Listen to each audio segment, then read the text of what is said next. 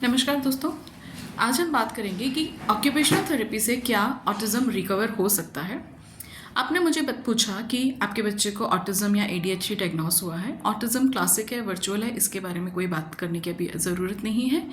यहाँ क्वेश्चन सिर्फ इतना सा है कि कौन सी ऐसी थेरेपी है जिससे कि बच्चा पूरी तरह से रिकवर हो सकता है। तो पहली चीज़, रिकवरी का मतलब क्या है, इस चीज़ का मतलब समझिए।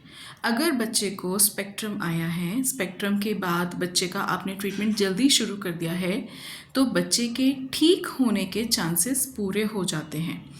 क्लासिक ऑटिज्म में जब बच्चा सिवियर कैटेगरी का होता है तो बिहेवियर इश्यूज किस लेवल तक ठीक होंगे हमें नहीं पता, पर अगर आप थेरेपी कराएंगे तो आज जो तकलीफ है और उम्र बढ़ने के साथ, हार्मोन चेंजेस के साथ जो बिहेवियर्स बढ़ने की संभावना है, हम उसको कंट्रोल कर सकते हैं, पर ठीक करना नामुमकिन है।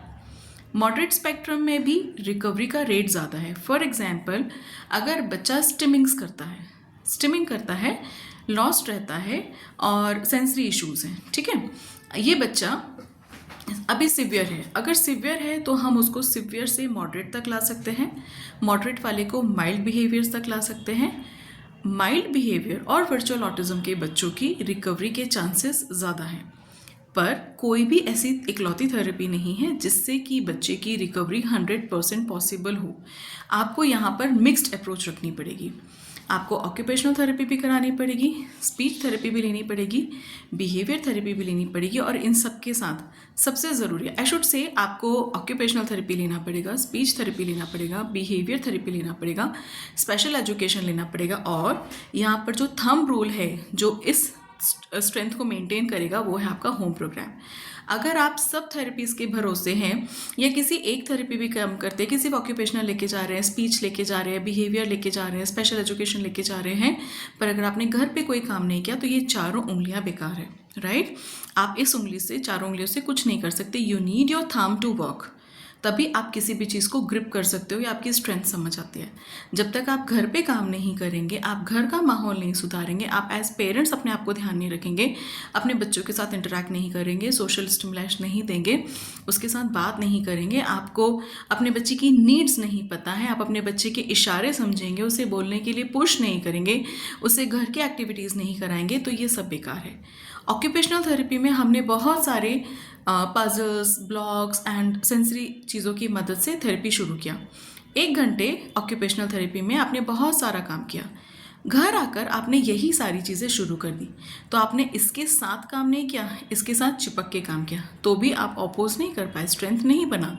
आपको सिमिलर पैटर्न ऑफ वर्क अलग से घर पे कराना है। फॉर एग्जांपल, अगर मैंने डिपार्टमेंट में सेंसरी के लिए ब्लैंकेट रोल किया है, सैंड बॉक्स किया है, अलग अलग रग्स लिए हैं, अलग अलग टेक्सचर्स लिए हैं, अब आपको घर में भी सेंसरी कराना है, पर आपको मेरे डिपार्टमेंट का सामान कॉपी नहीं करना है, आपको घर पे अलग अलग सेंसरी प्रोडक्ट्स बच्चे के साथ उपयोग करने हैं।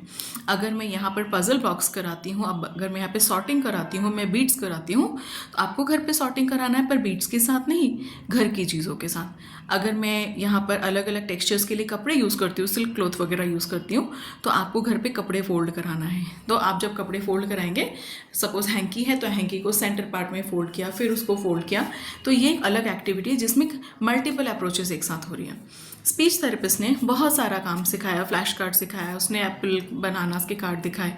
घर जाकर आप भी कार्ड दिखा रहे हैं, आप बच्चे को रियल में दिखाओ ना, what is avocado, kiwi, Apple, कोशिश करो कि कट करके भी दिखाओ तो उसकी खुशबू अंदर जाएगी, सेंसरी सेटिस्फाई होगा।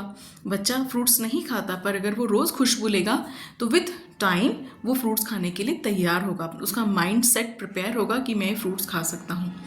बिहेवियर थेरेपिस्ट ने हर तरह का काम किया, बच्चे को शांत रहना सिखाया, हाइपर एक्टिविटी कंट्रोल करना सिखाया, पर इसका एग्जाम तो तब होगा जब बच्चा बाहर जाएगा, सोशली एक्टिव होगा, रिलेटिव्स से मिलेगा, उनके बीच में अगर बच्चा हाइपर एक्टिविटी कंट्रोल करता है, उनके बीच में सोशल गुड होता है, तब तो आप मानेंगे कि हाँ आपका बच्चा अच्छे से रिकवर कर रहा है। हमने थेरेपी सेंटर में जितनी भी एक्टिविटीज़ की है उसका रिजल्ट हमें पब्लिक प्लेसेस पर या पार्टीज में समझ आता है कि बच्चा वहाँ जाके कैसे रिएक्ट करता है, क्योंकि रिकवरी का मतलब क्या है, age related, socially acceptable language and behaviour करना, राइट। आपका बच्चा 5 साल का है, बात कर पाता है, लोगों से इंटरेक्ट कर पाता है, आपकी कमांड समझता, अपनी नीड्स कह पाता है, एक्सेप्टेबल है।